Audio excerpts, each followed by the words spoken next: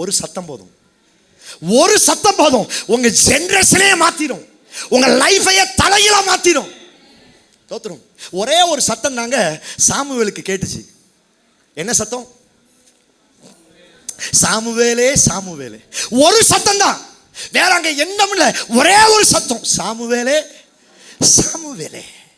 இந்த ஒரு சத்தம் அவனை தீர்க்கதரிசியாய் மாற்றினது. இந்த ஒரு சத்தம் அவனை ராஜாக்களை அபிஷேகம் பண்ணுகிற. கையை தட்டி கர்த்தருக்கு மகிமையை செலுத்துங்களேன்.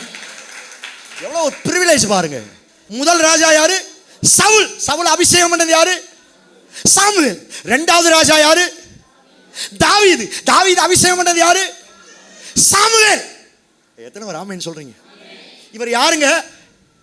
பாஸ்டர் இல்ல, ஆசாரியனாய் அபிஷேகம் பண்ணப்பட்டவன் அல்ல.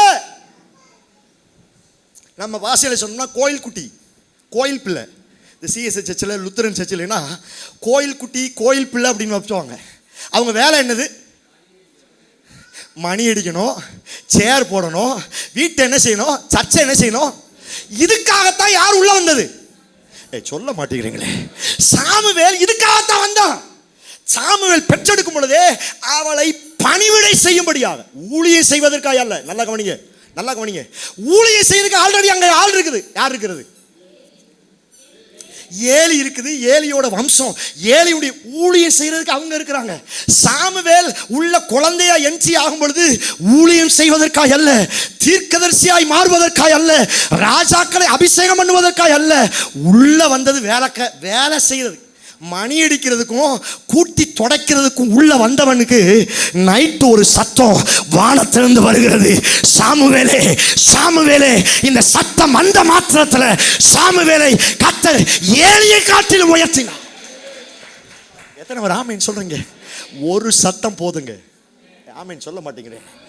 ஒரு சத்தம் போதும். எல்லா உபத்திரவங்களுக்கு கர்த்தர் உங்களையோ உங்க பிள்ளைகளையோ நீங்களாக்கி விடுவிக்க வல்லமையுள்ளவராய் இருக்கிறார். ஒரு சத்தம் போதும், ஒரு சத்தம் போதும். இந்த சாமுவேலுடைய ஜெனரேஷனே என்ன செஞ்சிச்சு? இவனுக்கும் ஆசாரியனுக்கு சம்பந்தமே இல்லை.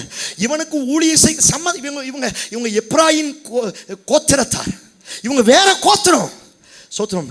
ஆனா இந்த ஒரு சத்தம் தோத்திரம் இவனை தீர்க்கதரிசியா மாத்துச்சு, இவனை நியாயாதிபதியா மாத்துச்சு. ராஜாக்களுக்கு தீர்க்க தரிசனம் சொல்லவும், ராஜாக்களை ஆவியினால் அபிஷேகம் பண்ணுகவும்.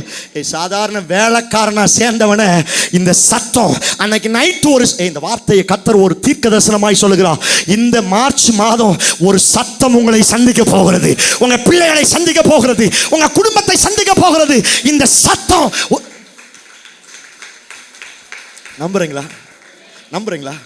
ப்ராஃபட்டிக்கலா சொல்லுங்க. தேவ சத்தம் உங்களை சந்திக்க போகிறது. ஒரு சத்தம் போதுங்க, உங்க தலையெழுத்தையே மாற்றும். உங்க உங்க உங்க காதுகளை திறந்து வையுங்க.